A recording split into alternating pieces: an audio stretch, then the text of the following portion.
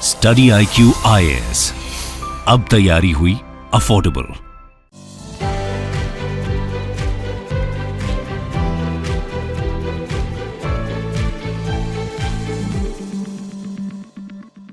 नमस्कार दोस्तों, स्वागत है आप सभी का स्टडी IQ में। मैं हूं आपका दोस्त Rahul साईगांवकर।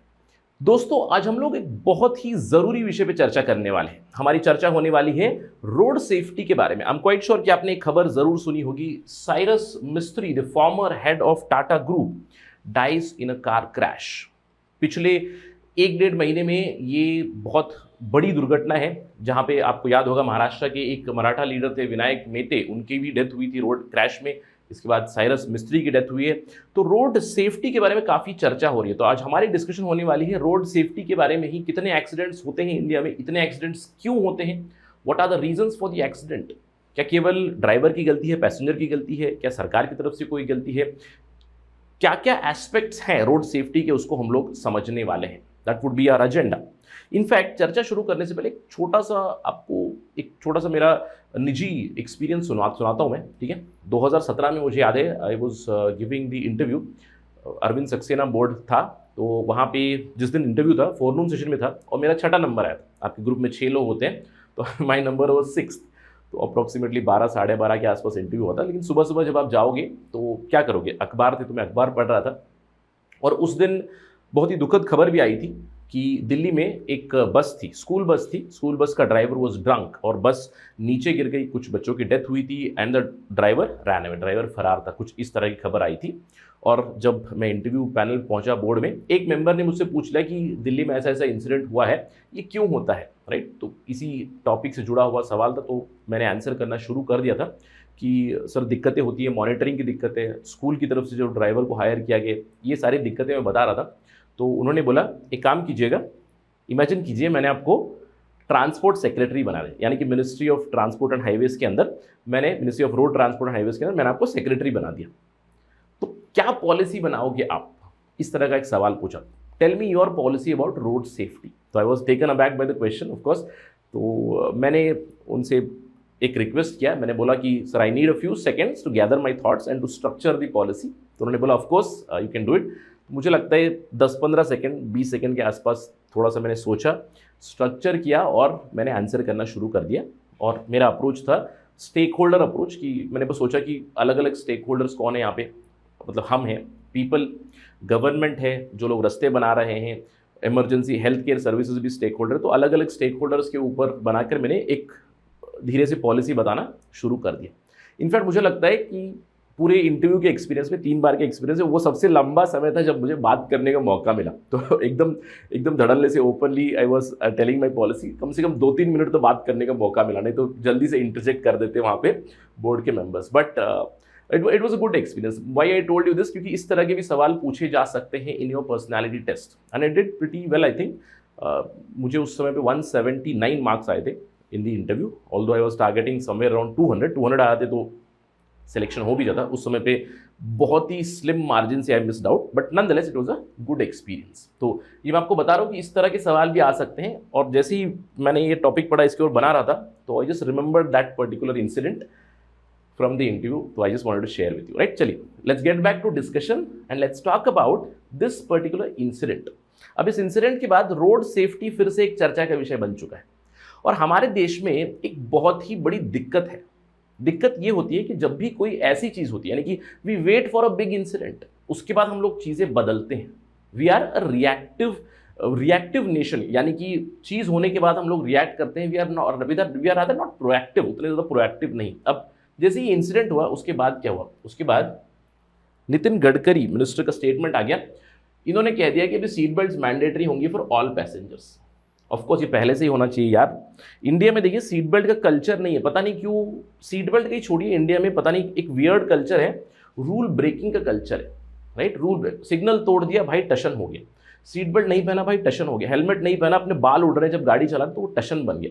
Somehow rule breaking is a norm in our country. That's why India is sometimes called as soft state also, यानी कि जो गलती कर रहे हैं उनके ऊपर काफ़ी सॉफ्ट है स्टेट, ये भी कहा जाता है। बट नॉनदलेस ये आया, एक पॉलिसी गाइडलाइन आई ट्विटर पे, उन्होंने बताया कि अभी सभी को, यानी कि पहले जो फ्रंट में होते हैं ड्राइवर और फ्रंट पैसेंजर उन दोनों को तो सीट बेल्ट था ही था, अभी पीछे वाले भी पहनेंगे, अगर नहीं पहनेंगे तो उन्हें भी फाइन होगा, जो भी फाइन होगी थोड़ी देर में पता चलेगा। Again reactive step.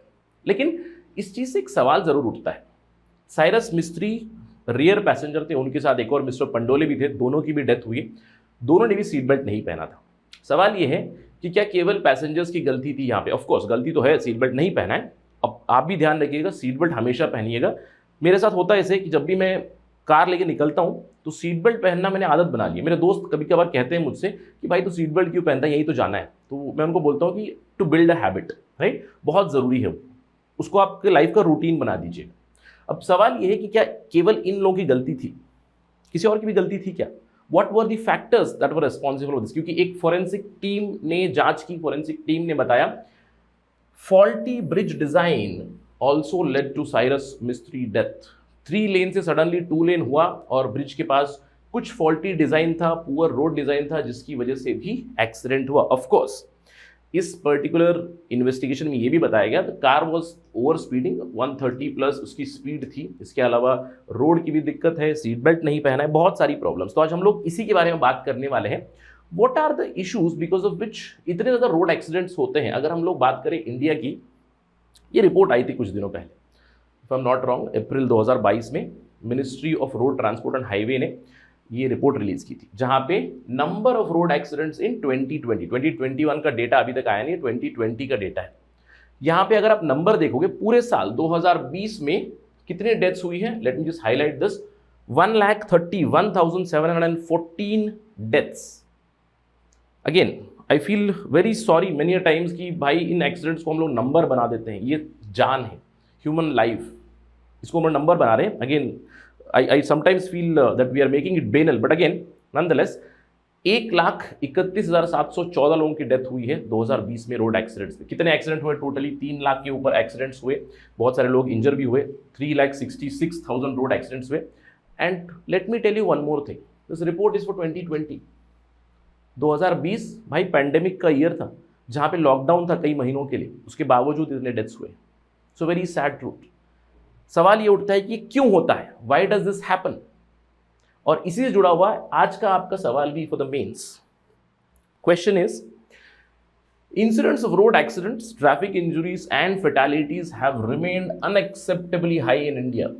So you need to discuss what are the factors that are responsible for higher road accidents in India. किस वजह से इंडिया में रोड एक्सीडेंट्स इतनी ज़्यादा होती है, और सेकेंड पार्ट में आपको कुछ मेजर्स भी बताने हैं। तो जैसे ही हम लोग प्रॉब्लम आइडेंटिफाई कर लेंगे, मेजर्स के बारे में हम लोग बात जरूर करें। इस सवाल का जवाब देने के लिए आपको काफ़ी अच्छा फॉर्डर, काफ़ी अच्छा कंटेंट मिलेगा इस पर्टिकुलर डिस्कशन में। To get to know that, stay with me till the very end. चलिए शुरुआत करते हैं, बट ऑल्सो रिमेंबर, अगर आप यूपीएससी सिविल सर्विस की तैयारी कर रहे हैं तो हमारा foundation batch 5 last batch, last evening batch, जहां पे 6 PM पे क्लासेस चलेंगी, उसकी शुरुआत हो रही है 14 सितंबर से।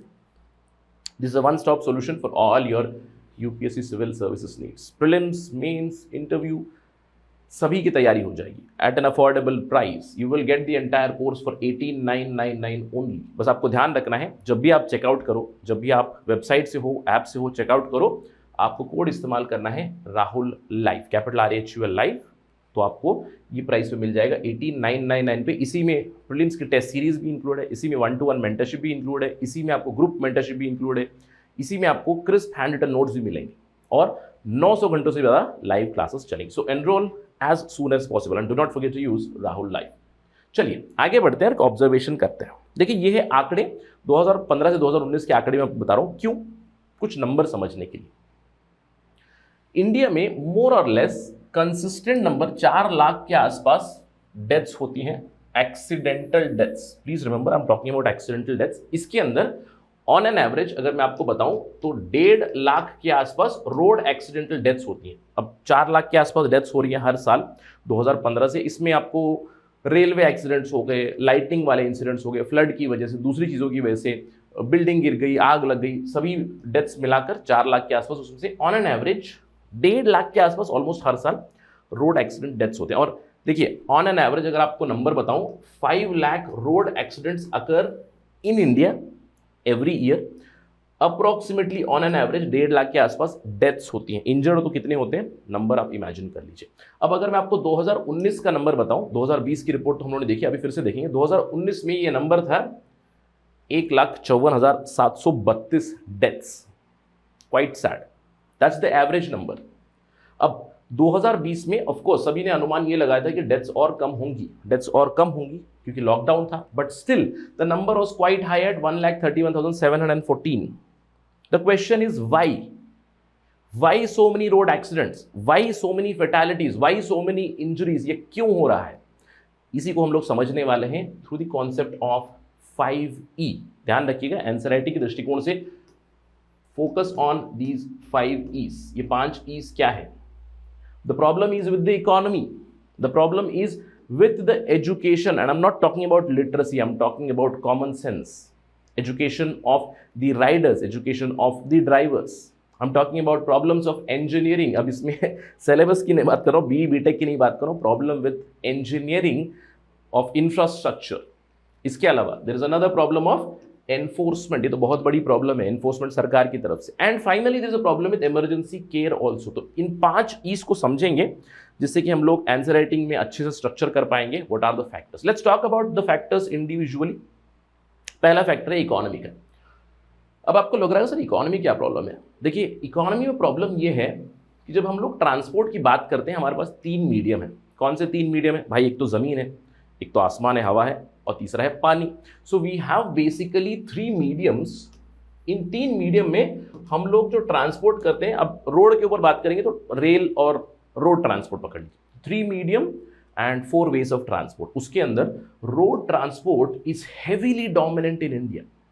अगर हम लोग रोड ट्रांसपोर्ट की बात करेंगे तो road transport sector accounts for 87% of passenger traffic and 60% of freight traffic. जो आप ट्रक देखते हो, बड़े बड़े कंटेनर्स जो आप देखते हो रोड के ऊपर से मूव हो रहे हैं, 60% फ्रेट रोड से मूव होता है। ये बहुत बड़ी प्रॉब्लम है, इसको कम करने की जरूरत है। पैसेंजर ट्रैफिक भी हम लोग कम करने की जरूरत है, लेकिन जिस स्तर पे अर्बनाइजेशन हो रहा है, जिस स्तर पे अनप्लान्ड अर्बनाइजेशन हो रहा है, ये number this is bound to increase more and more. So in the economy what we need to do is we need to diversify our transport mediums. जो 3 मीडियम है, 4 मोड्स है, उन्हें हमें डाइवर्सिफाई करने की जरूरत है। अब ऐसा नहीं है केवल रोड पे ही आपको घूमना है, रोड ट्रांसपोर्ट को कहीं ना कहीं कम करने की जरूरत है। अगर रोड ट्रांसपोर्ट हो भी रहा है, इसको और सेफ करने की जरूरत है। At the macro level the problem with the economy.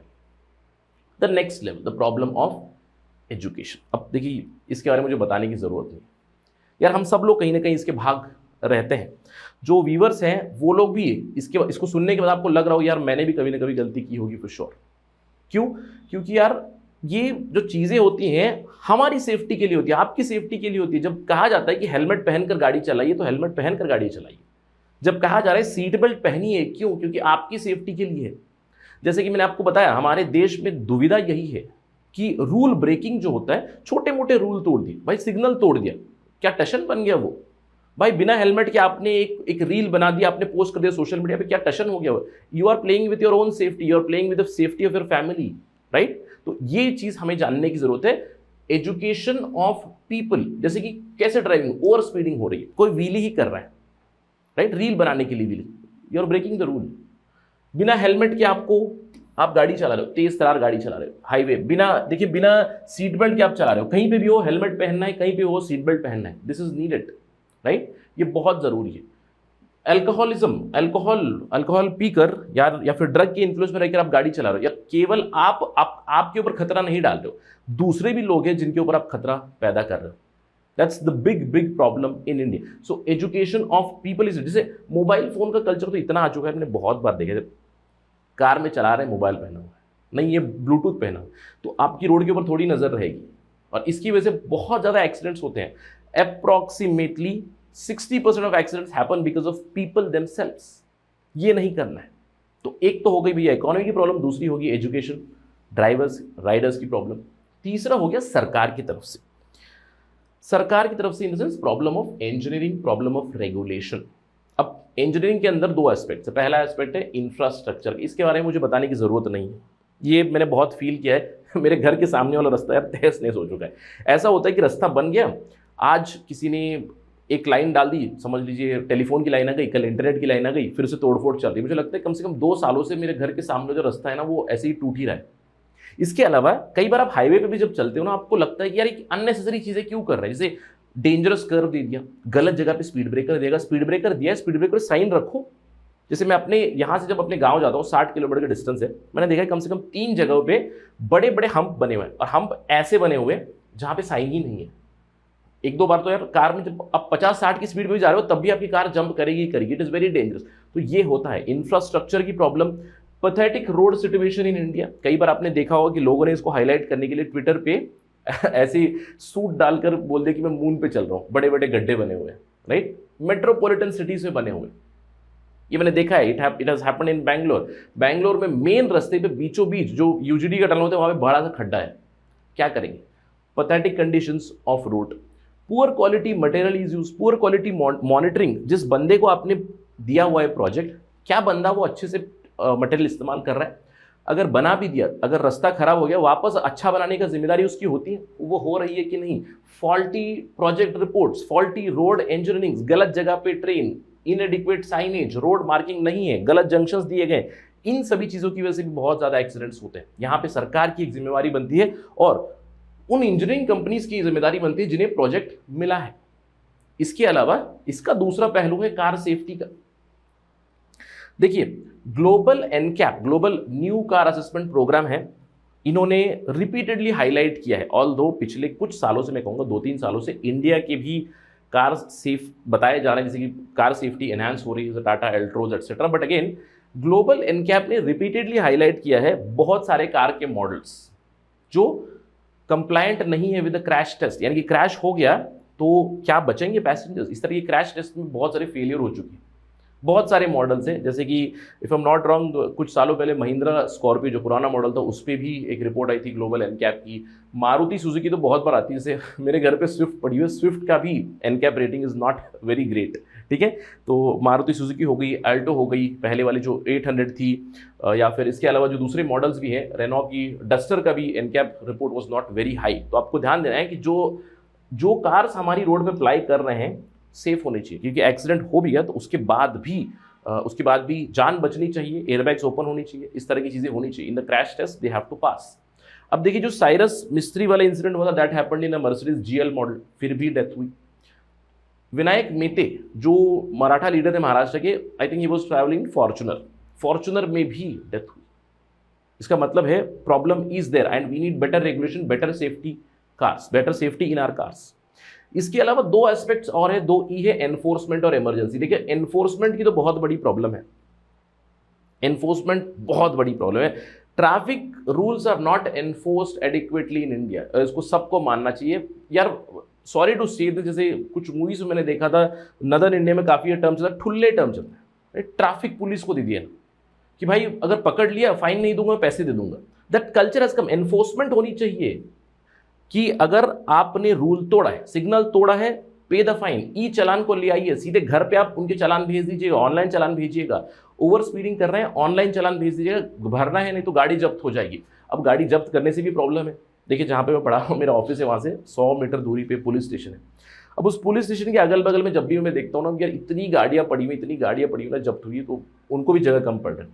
But nonetheless we need enforcement, इसको स्ट्रिक्टली एनफोर्स करने की जरूरत है ताकि लोगों के अंदर भी डिसिप्लिन आ जाए। Education plus discipline in terms of road safety is needed.